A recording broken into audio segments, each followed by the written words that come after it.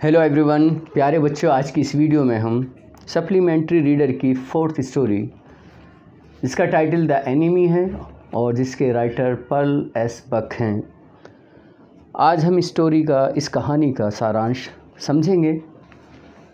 तो शुरू करते हैं। सदाओ होकी अपने पिता के इकलौते बेटे थे। उनके पिता ने अपना मकान जापानी समुद्र तट पर बनाया था। शिक्षा उनके पिता का मुख्य ध्येय था, अर्थात लक्ष्य था।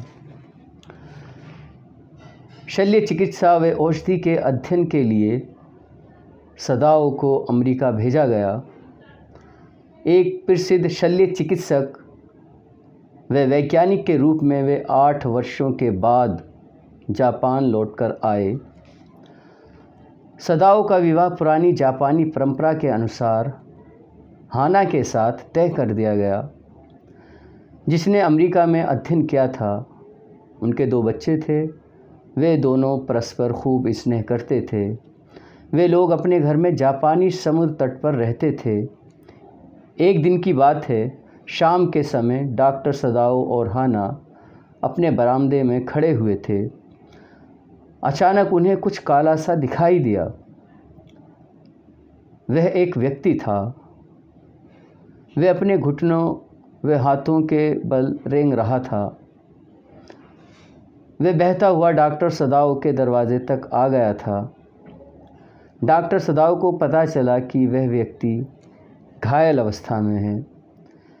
वह एक युद्धबंदी था। उसकी पीठ में गोली लगी हुई थी। वह एक अमरीकी था। वह एक शत्रु था। डॉक्टर ने समुद्री काई से उसके घावों को भरा। डॉक्टर सदाओ ने कहा कि यदि वह पूरी तरह से ठीक होता है तो उसे पुलिस को सौंपा जा सकता था। वह घायल अवस्था में था और उसकी मृत्यु भी हो सकती थी। डॉक्टर सदाओ ने उसकी पीठ का ऑपरेशन कर गोली को बाहर निकाला और अपने घर में तब तक आश्रय दिया जब तक कि उसके घाव ठीक ना हो जाएं। तमाम परिस्थितियों के बावजूद हाना ने अमरीकी घायल की सेवा शुश्रूषा की। जनरल के यहाँ से एक संदेशवाहक आया। उसने बताया कि डॉक्टर सदाओ को जनरल ने महल में बुलाया है। जनरल काफ़ी लंबे समय से बीमार था। उसको प्राय डॉक्टर सदाओ की सहायता की आवश्यकता पड़ती रहती थी। डॉक्टर सदाओ ने रहस्योद्घाटन कर दिया कि मेरे घर में एक घायल सैनिक है जो अमरीकी है। जनरल ने कहा, सबसे अच्छा ये होगा कि उसकी चुपचाप हत्या कर दी जाए। ऐसा तुम्हारे द्वारा न करके किसी ऐसे व्यक्ति द्वारा की जानी चाहिए जो उसे जानता ना हो। उसने वादा किया कि वह अपने 2 निजी हत्यारों को भेज देगा जो उसे मार डालेंगे और शव को गायब कर देंगे। डॉक्टर सदाओ ने हत्यारों का 3 रातों तक इंतज़ार किया, लेकिन कोई नहीं आया। इस दौरान अमरीकी सैनिक ठीक होता चला गया।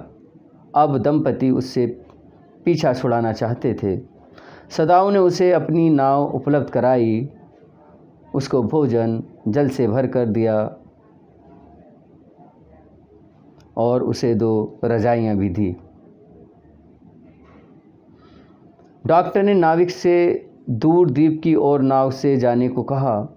उसे कोरिया की मछली पकड़ने वाली नाव से पलायन कर जाना चाहिए।